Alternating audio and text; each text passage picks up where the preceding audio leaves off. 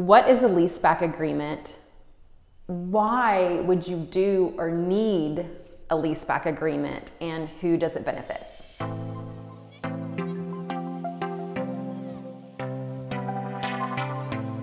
Welcome to my channel. My name is Jennifer Kneppley and I sell residential real estate in Destin, Florida with Taylor Allen Properties.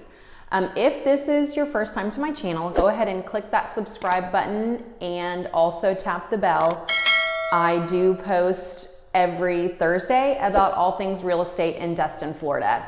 And Stephanie Lenkowski has also joined me in the video game as well. In a traditional market, when a buyer and a seller close on a house, the seller might not be able to move out prior to closing, or the buyer might need to negotiate being able to move into the house before closing.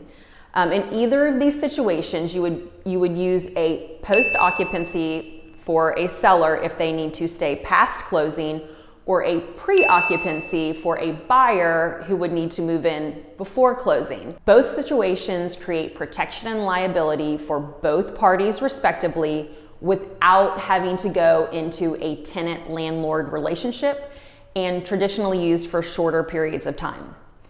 In today's market, buyers and sellers are selling long before they can actually move, and they are negotiating what is called a leaseback agreement.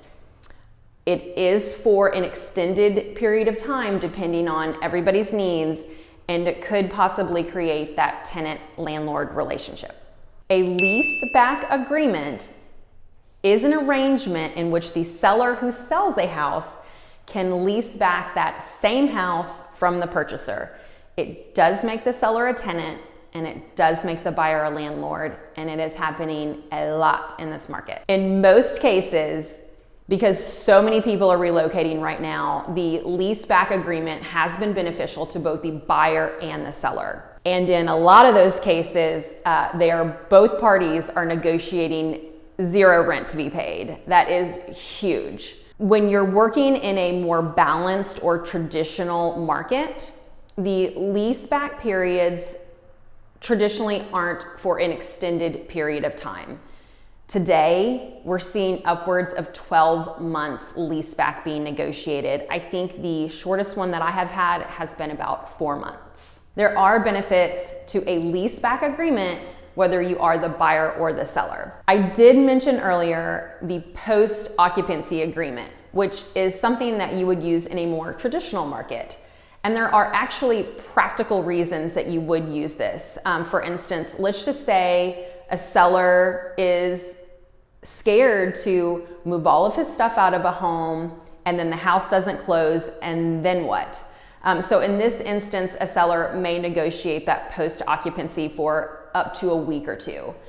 Also, another one, let's just say there's a dual closing. Seller is selling and purchasing, and seller doesn't have time to get out of the house they are selling and get into the house they are purchasing, so they may negotiate in that extra week or two for that.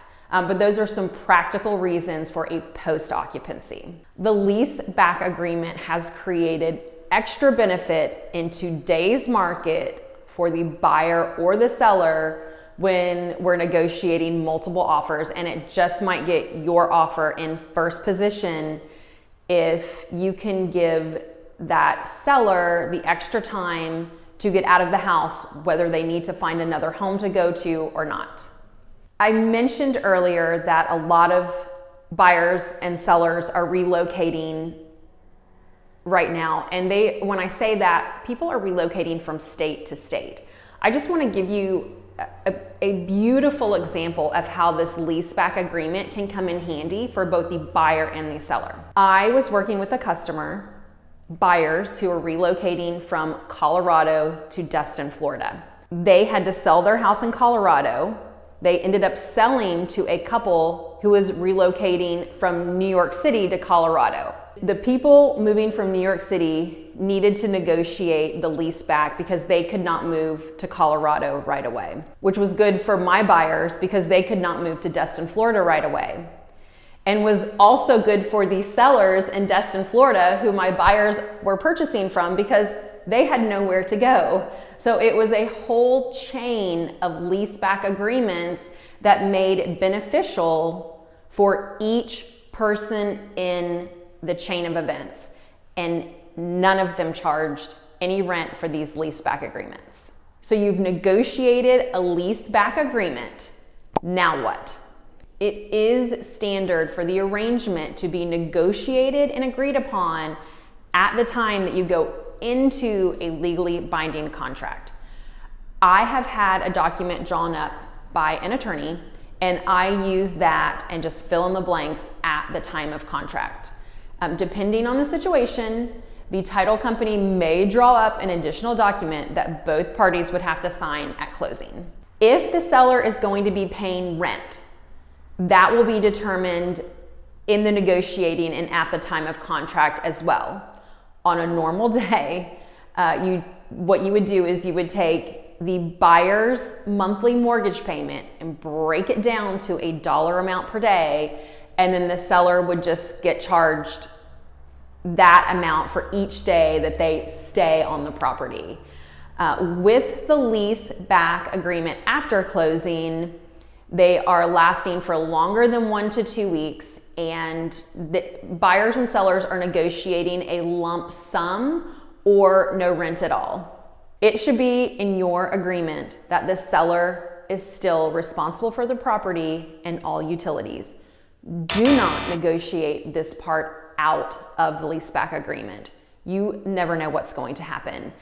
And make sure to work something in there or negotiate something into the agreement that the buyer of the property is allowed to do a final walkthrough or inspection at the end of the leaseback. Not before, but when it is over. Leaseback agreements are definitely becoming a rising star in today's market. I do not foresee them falling out of popularity anytime soon. If you feel like this video was helpful, please watch the playlists, what to know when buying a house and what to know when selling a house. Thank you. See you next Thursday.